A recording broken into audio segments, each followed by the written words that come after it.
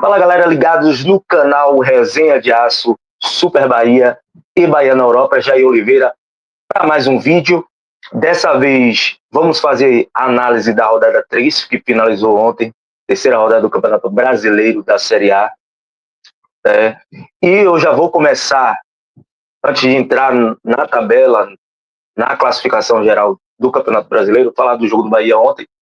O Bahia empatou em casa contra o Mirassol, resultado que a maioria da torcida, acho que grande parte da torcida, não esperava. Esperava-se um triunfo, né?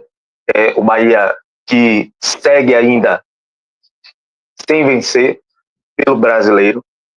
E ontem, o Rogério Ceni, ele parece que ele estava ouvindo nas redes sociais durante a semana, principalmente depois do jogo contra o Nacional, onde houve muitas críticas à escalação e à atuação de alguns jogadores, principalmente o Lúcio. E aí o Rogério veio com força máxima, foi com força máxima para o jogo de ontem, e colocou o Willian José no lugar do Lúcio, que estava sendo bastante criticado, críticas pesadas ao Lúcio, e o Rogério resolveu atender a torcida e colocar o Willian José. E assim, o Bahia jogou contra o... Se a gente for analisar plantel, nome de jogadores, por nome, o Mirassol é o pior time do campeonato. Nome por nome, se a gente pegar, é o pior time do campeonato. E eu acho que isso também, essa sensação de estar pegando o pior, entre aspas, time do campeonato, fez com que o Bahia entrasse de uma forma sonolenta no jogo.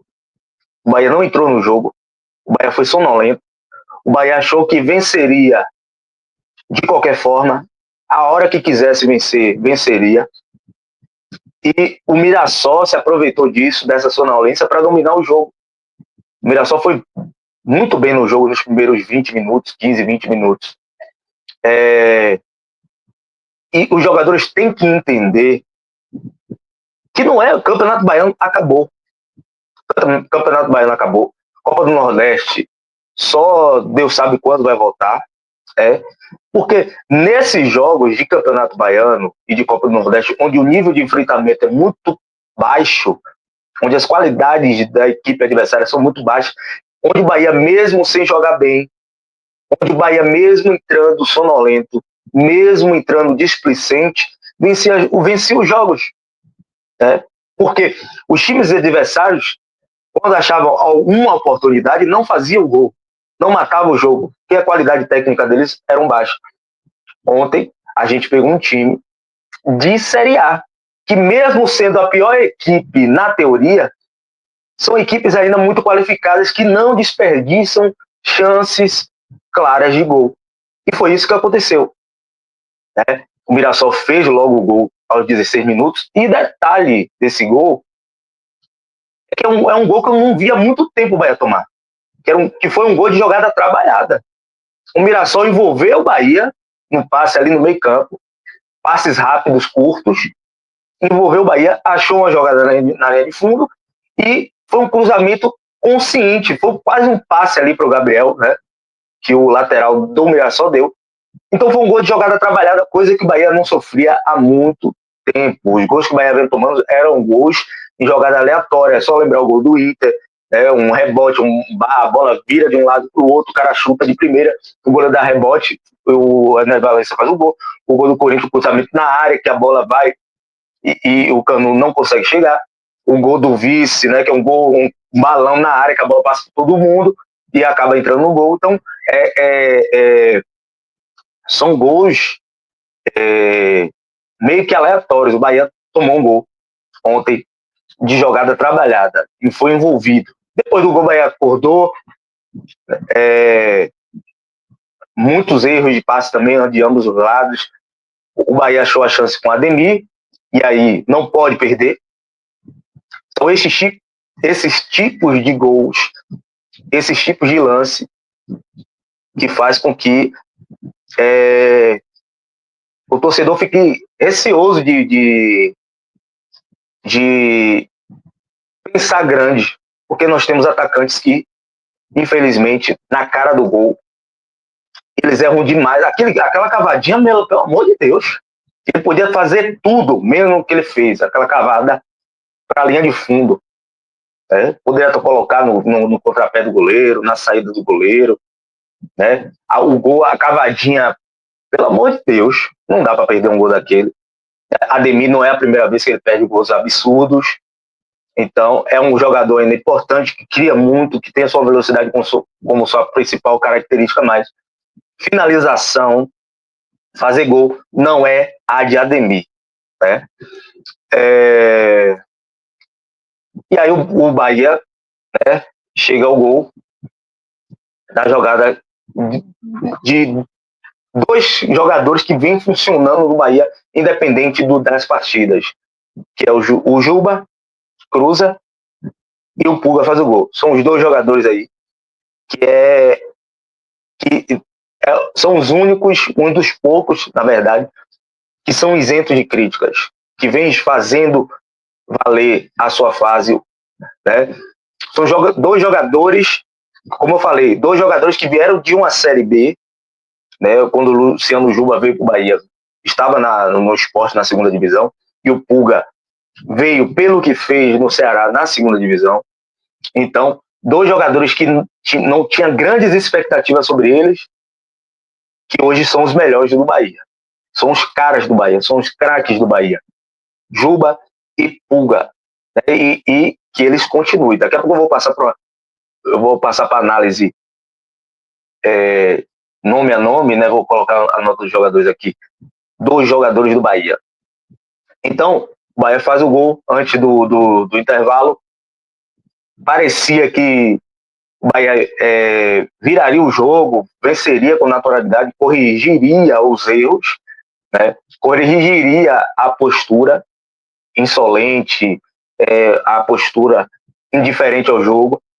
No segundo tempo, conseguiu fazer o gol logo no início, ali nos 2 minutos do segundo tempo, só que o gol estava impedido, não sei, esse impedimento onde o juiz que faz a marcação ali, não é um impedimento quase que manual, não é o semi-automático que a gente cobrou tanto, que a gente vê em outros campeonatos, é um impedimento ainda meio que manual.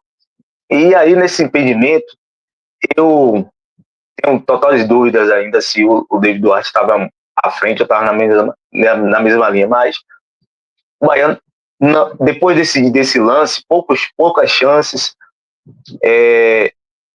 o Bahia não conseguiu chegar ao seu segundo gol e sair triunfante da partida. A realidade é essa. Vou botar aqui a nota dos jogadores pela SofaScore, vou colocar na tela, né, para a gente analisar as partidas individuais dos jogadores. Né? Aqui, o Ronaldo 7.1, Gilberto 7.2, Canu, que saiu machucado, né, lesionado, 6.7, Mingo 6.5, Juba 7.4, deu uma assistência, Everton Ribeiro 7.2, Caio Alexandre 6.8,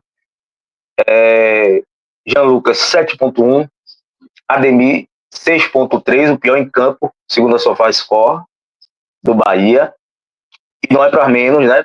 Teve a chance ali, que seria pouco tempo depois que levou o gol, o Bahia poderia empatar ali, a história do jogo poderia ter sido outra, a partir daquele lance, daquele gol que ele perdeu. E o William José 6.6, o William José mostrando aí, o Rogério mostrou na prática por que Lúcio é tão importante, né? O Rogério Ceni escalando o William José mostrou por que o Lúcio é tão importante para o esquema do time. Lúcio é um cara que não está vivendo boa fase, mas taticamente é um cara que incomoda os zagueiros, é um cara importantíssimo para o domínio, para o controle de jogo que o Bahia tem, porque é um cara que vai em cima dos zagueiros, pressiona os zagueiros, força os zagueiros a devolver a bola para o Bahia, né? E ontem não teve o Lúcio. não teve aquela pressão absurda na saída de bola do Mirassol, né? O Mirassol, por vezes, teve o controle e o domínio da partida do meio campo, porque não tinha o Lúcio. E aí o Rogério Ceni mostrou na prática por que o Lúcio é tão importante para o esquema de Rogério Ceni. E aí o Pulga, melhor em campo, 8.7, mais uma vez, Pulga. Melhor em campo pela SofaScore, melhor em campo pela transmissão, né? De maneira oficial. E assim, gente, a gente pode estar vendo aí os últimos meses de Pulga no Bahia. Pulga que acabou de chegar, chegou esse ano, no início desse ano. A gente sabe que a janela para a Europa, ela abre lá em junho, e eu não sei, geralmente é nessa janela de mediano que as equipes europeias elas são mais agressivas no mercado, porque é início de temporada, eles vão montar o time para a próxima temporada, que já começa em agosto. Então, eu não sei se o Pulga vai ficar até o final do ano no Bahia, pelo ritmo de jogo que ele vem demonstrando no Bahia, pelo nível de jogo que ele vem demonstrando no Bahia. Vai ser muito difícil segurar esse cara.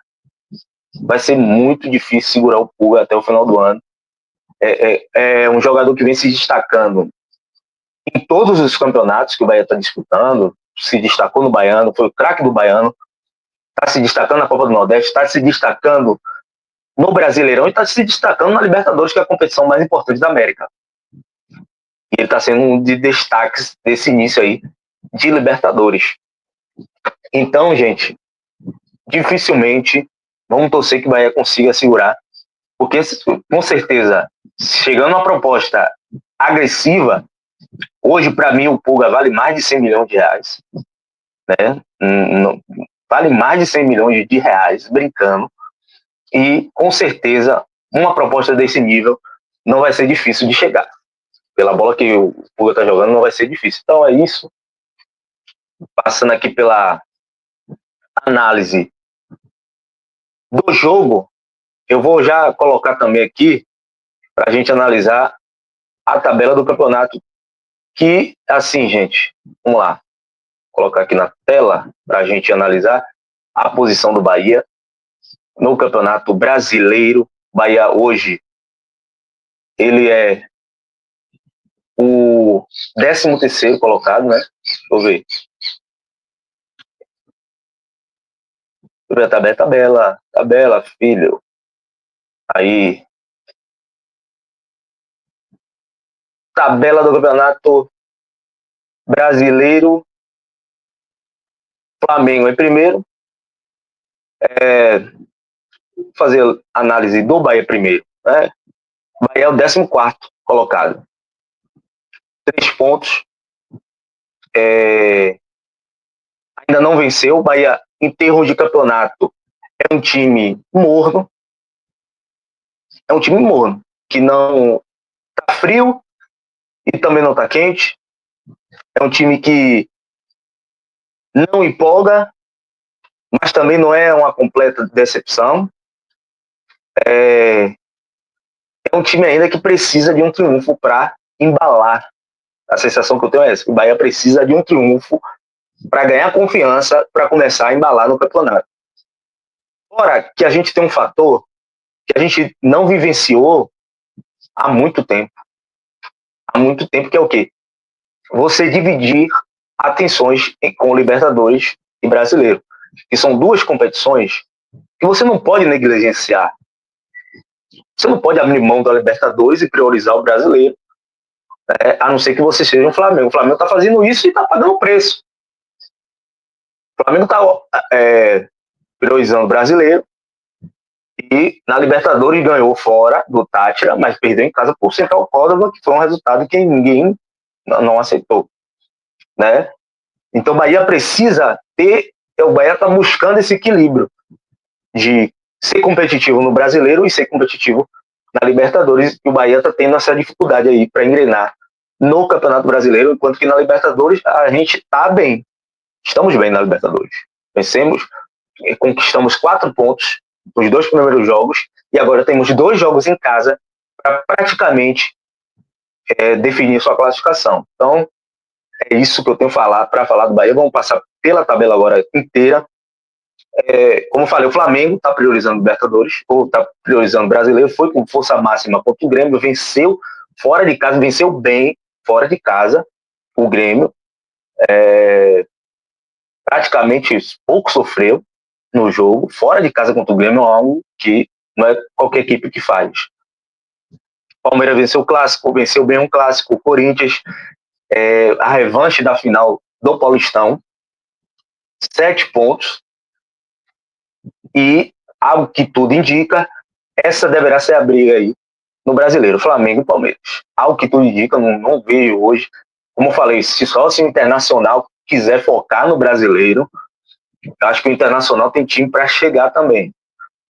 Mas hoje é Flamengo e Palmeiras. Vai se desenhando Flamengo e Palmeiras até o final. Por enquanto, né? São 3 rodadas ainda, não dá para cravar nada, mas Palmeiras e Flamengo aí tem os 2 melhores elencos e praticam grandes futebols aqui no território brasileiro. Juventude vai fazendo sua gordurinha, muito importante. Juventude aí já tem 6 pontos, né? Um time que, em tese, vai brigar para não cair. E é importante quando você tem um time não tão bom em termos de competitividade no brasileiro, você tem que fazer sua gordura no início, quando as equipes estão focadas em outras competições. Vasco tem 6, Fluminense 6, Fluminense que esse ano, vamos ver, né? Deve brigar na parte de cima da tabela esse ano, encaixando o time.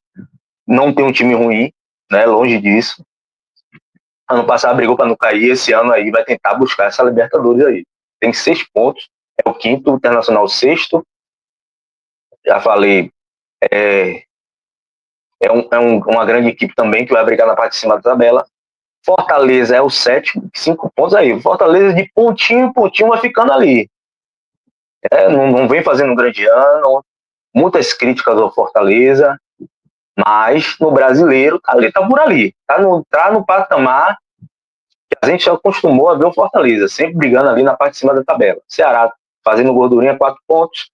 Corinthians tem 4, Botafogo tem 4, Bragantino 4, Cruzeiro, nosso próximo adversário, também tem 4, 12º.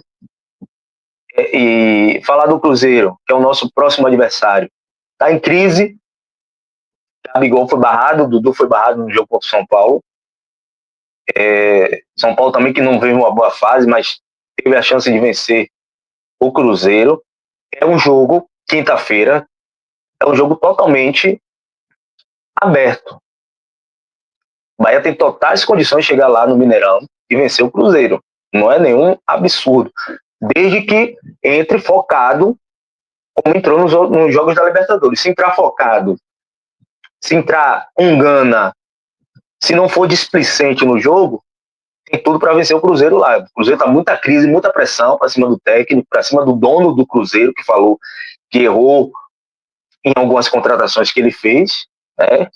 E curiosamente, depois dessas declarações, Gabigol e Dudu no banco, não é aleatório. Não é aleatório. O clima nos bastidores do Cruzeiro não está nada bom e o Bahia tem que se aproveitar. Tem que se aproveitar. O Cruzeiro não é essas Coca-Cola. A situação do Bahia no campeonato não é ainda de desespero. Analisando friamente aqui a tabela, a Bahia tem 3, o Bahia está a 2 pontos do sexto, que é o Internacional. Se o Bahia vence, o Bahia vai a 6, o Bahia pode dar um salto gigantesco na tabela. Né? Dependendo dos outros resultados, o Bahia pode dar um salto gigantesco, parar na primeira página aí, na primeira parte da tabela, que é a zona onde o Bahia tem que ocupar, que é a primeira parte ali brigando por Libertadores e pré-Libertadores. São Paulo, 15º, Mirassol, 16º, e aí eu acho que as decepções da rodada foram o Atlético, o Bahia, né? Que eram os grandes favoritos, não conseguiram exercer o favoritismo. O Atlético Mineiro estava perdendo por vice, empatou, está em 17º. Santos só tem um pontinho, que foi contra quem? contra o Bahia só tem um ponto. Vitória Sport. Santos, tem que abrir o olho, o Santos.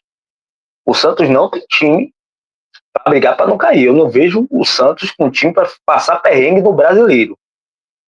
E o Santos não pode depender de Neymar, pô. O Santos não pode jogar em torno do Neymar. Porque o Neymar, como eu falei, o Neymar, ele não vai entregar em 38 rodadas, ele já nem jogou. Já jogou agora, ficou 2 rodadas de fora. O Santos não vai entregar, o Neymar não vai entregar 38 rodadas de forma intensa e brilhante. Ele vai entregar em uma rodada e outra, ele pode entregar grandes performances, mas eu não espero muita coisa do Neymar, porque fisicamente ele não é mais o mesmo. Fisicamente ele não é mais o mesmo. Tecnicamente ele pode ser o Neymar de 2010, de 2011, de 2020, mas fisicamente ele não é esse jogador mais. O vice, um ponto, jogou bem contra o Atlético Mineiro, né? Reacende as esperanças que o vice pode vencer na próxima rodada, jogou bem. Mateuzinho tá voltando aí aos poucos.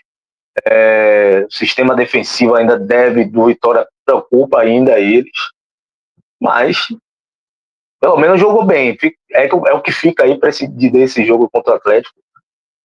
Poderia vencer, mas não conseguiram segurar o resultado. O Sport também preocupa demais. O Sport preocupa. Foi roubado. Mais uma rodada onde o Sport é garfado. Mais uma rodada onde o Sport é garfado. Vai ficar complicado pro Sport aí. Vai ter que jogar contra o adversário e contra a arbitragem. Mas é bem isso, viu, galera? Tem isso, essa análise da rodada. O principal vencedor, o maior vencedor e o maior perdedor, né? Que eu sempre trago aqui. O maior vencedor é o Flamengo, sem dúvida nenhuma. Venceu fora de casa o Grêmio, assumiu a liderança, tá jogando muito, né? E vai forte aí rumo ao título. É um forte candidato ao título pelo futebol que vem apresentando. O Flamengo, o principal vencedor da rodada, o principal perdedor. Eu vou fazer uma menção honrosa. O Bahia não perdeu, né? Mas o Bahia dispensou uma chance excelente de figurar na primeira parte da tabela. Se o Bahia vence, o Bahia iria a 5 pontos, ia ficar aqui entre o Fortaleza e o Internacional. Mas o Bahia não perdeu. Quem perdeu e perdeu feio e abre o alerta é o Corinthians também perdeu o clássico, mas tá ali na briga ainda, mas o Sport é o principal derrotado.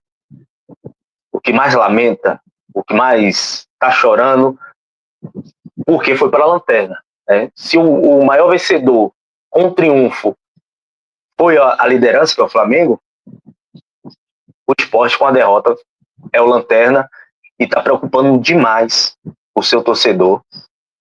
Para as próximas rodadas, o torcedor do Sport está bem preocupado e fazendo já contas aí de sobreviver nessa Série A. E aí, se você aí gostou desse conteúdo, gostou desse vídeo, dê seu like, que fortalece muito o canal. Se inscreva nos 3 canais, Super Bahia, Resende Aço, Bahia na Europa.